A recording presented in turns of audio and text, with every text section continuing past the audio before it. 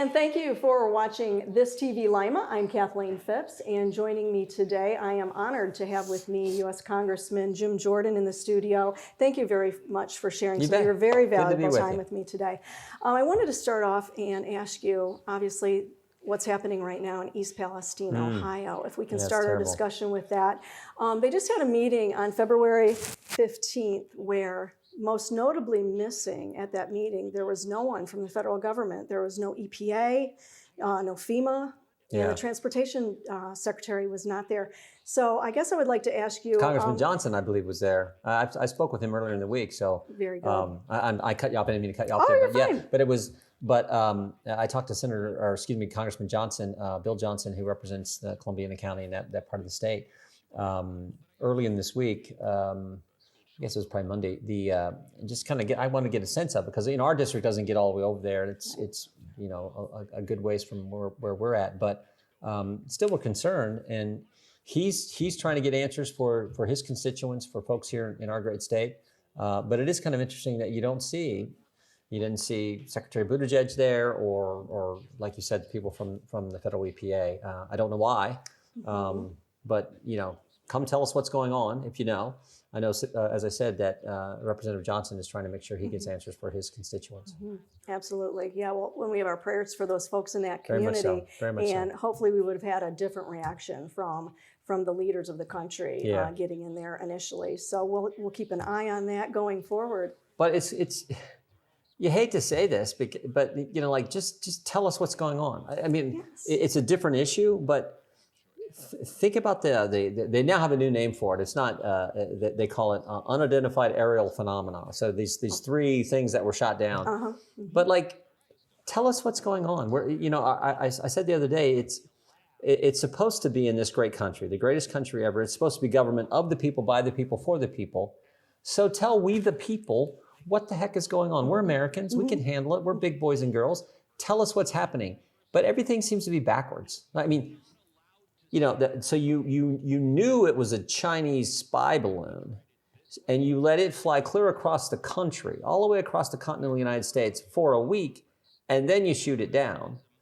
But you don't know what the other three things are, yet you shoot those down right away. Now, maybe there's a reason for that. Maybe there's some logical explanation for that. I don't know. But tell us what it is and why you did it and what you know. It seems to be everything is sort of just cagey. And again, we're Americans. It's our government.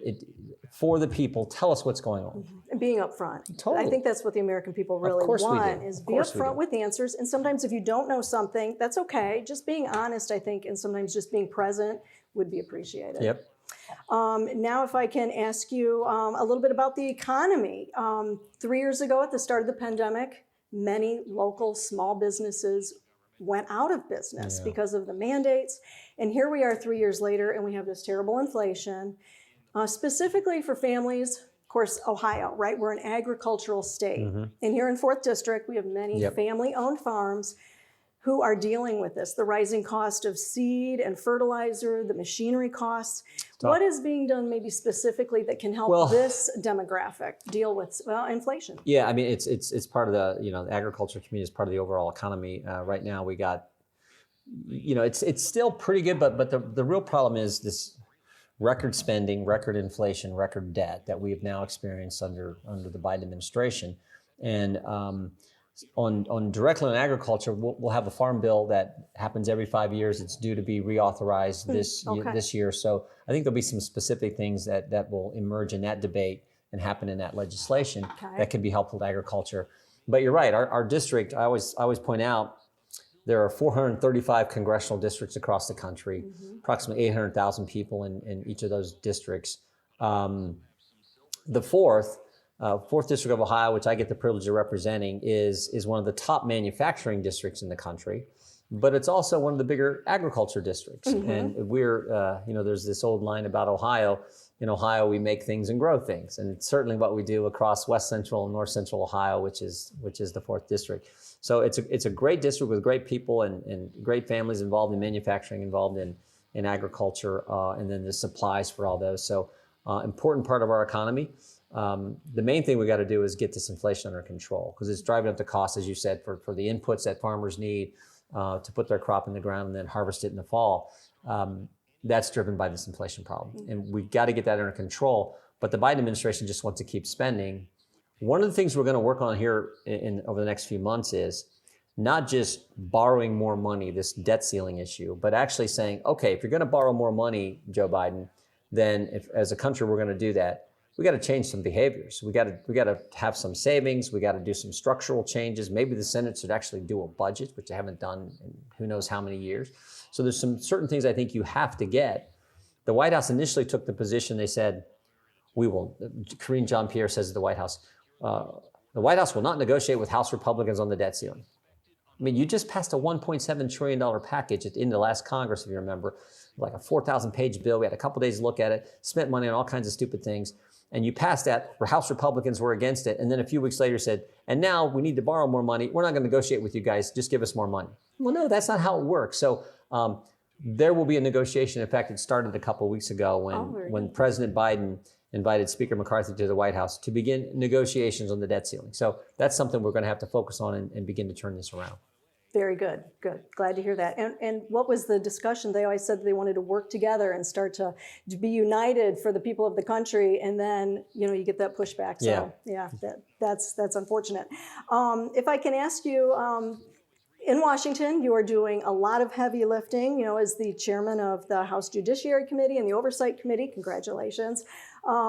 Some of the big issues you're dealing with, obviously, is our open border in this country. And you're working on behalf of the citizens of this country to help keep us safe.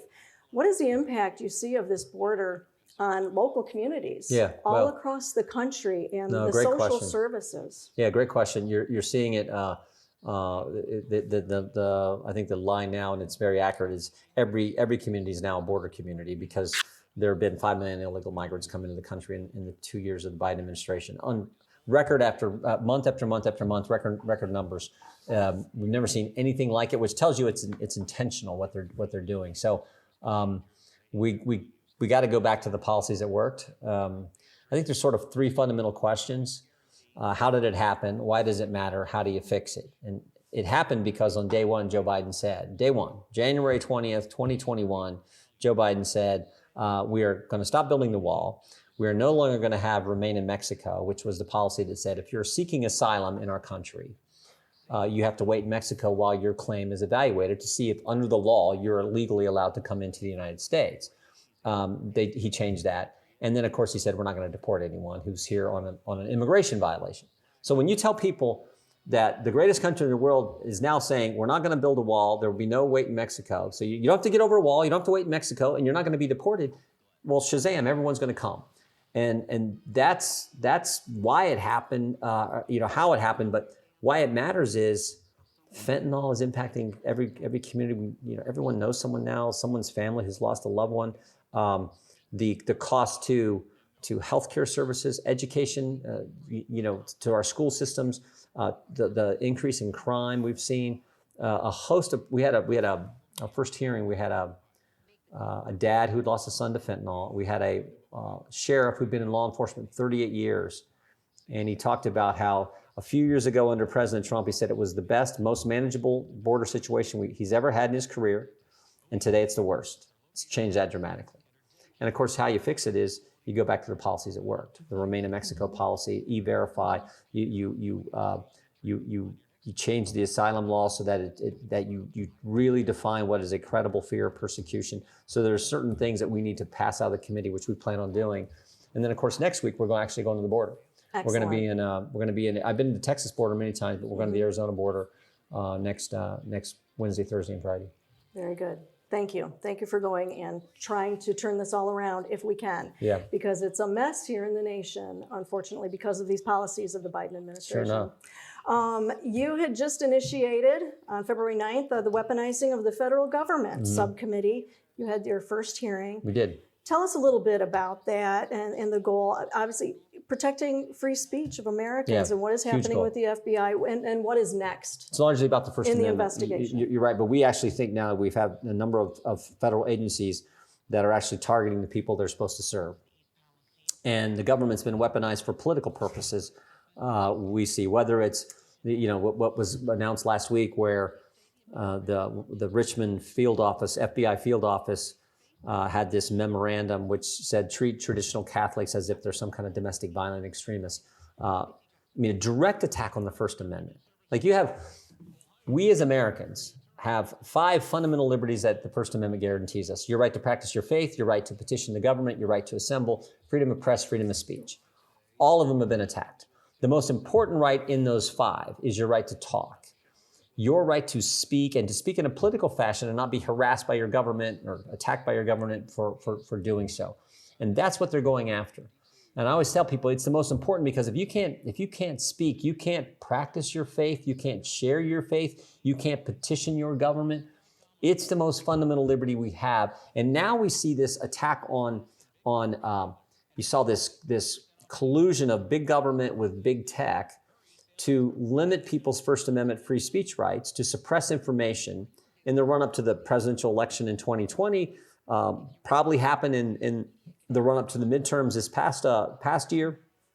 So we have recently asked big tech companies subpoenaed for documents. We want them to show us if the same thing that was happening at Twitter, that we now know because Elon Musk has released the Twitter files, if that was going on at Facebook, Google, Amazon, some of these other places. We think it was, because the same guy who was meeting with Twitter and putting the pressure on them was meeting with all these other folks, the people from the FBI and other agencies. So that's one of the key areas we're going to focus on is this attack on the First Amendment. Very good. Thank you. Thank you for doing that. And again, having our back, because we see all these very important messages being suppressed in regards to even in the medical community, the doctors, when they had messages, conflicting messages about the COVID vaccine, if I can go there, and then you didn't hear those messages. So it's really important work that you're doing. Remember, the Disinformation Governance Board that the Department of Homeland Security tried to set up, as if some federal agency is going to tell you what you can say, what you can't say. Like, why are they the arbiter? But that's total violation of the First Amendment. And then so much of this was driven by things they told us about COVID. Almost everything they told us turned out to be false. They told us it didn't come from a lab. It looks like it did. They told us it wasn't gain-of-function research. Sure looks like it was. They told us it wasn't our tax dollars funding the Wuhan Institute of Virology. Our tax money went there. They said the vaccinated couldn't get it. They said the vaccinated couldn't transmit it. They said masks work. I mean, everything they told us is turned out to be almost false. And of course, if you disagree with that at the time, they would say that's disinformation and you should be censored. When in fact now, people who said those kind of things a year and a half ago, they've turned out to be right. Mm-hmm. So that's the problem with government trying to censor speech and control speech, and we cannot let it happen. No, not in this country. No, exactly. Okay, one final thing we have. Sure. We have students at Ohio Northern University in Ada, and they had an opportunity to ask you a question. Okay. So we do have this question coming to us from Rosie. Hi, Mr. Jordan. My name is Rosie, and I'm a current student at Ohio Northern University in Ada, Ohio. Your leadership style has continually been referred to as fiery, and I'm just curious how you weigh this as either a negative or a positive in your new position as chairman of the House Judiciary Committee when speaking on such sensitive topics. I don't know that what my style is. Look, I always say this, and I say it because I believe it. I think we make the job of being a member of Congress way too complicated. It's pretty simple. What did you tell the voters you were going to do when you ran for the job? If they elect you, go do what you said. And that's what I try to do. And in some of these hearings, I try to do it in a way that I think makes the point, particularly if I think the witness at the hearing hasn't been square with the folks I represent. So if they've told the families I get to represent in the 4th District of Ohio things that aren't accurate, I want to call them on that, and sometimes you have to get aggressive to do that. So I don't try to do it that way.